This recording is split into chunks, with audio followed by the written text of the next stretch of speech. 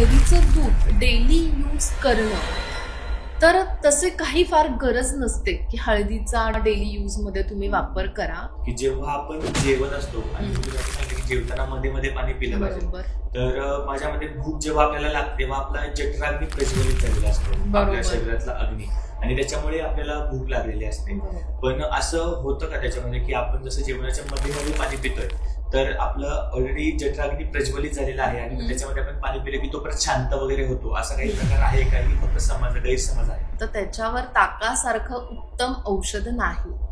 ताकापासून आयुर्वेदामध्ये बरेचसे औषधही बनवले जातात, पण हे नक्की ताक कसं प्यायलं पाहिजे हे महत्वाचं आहे.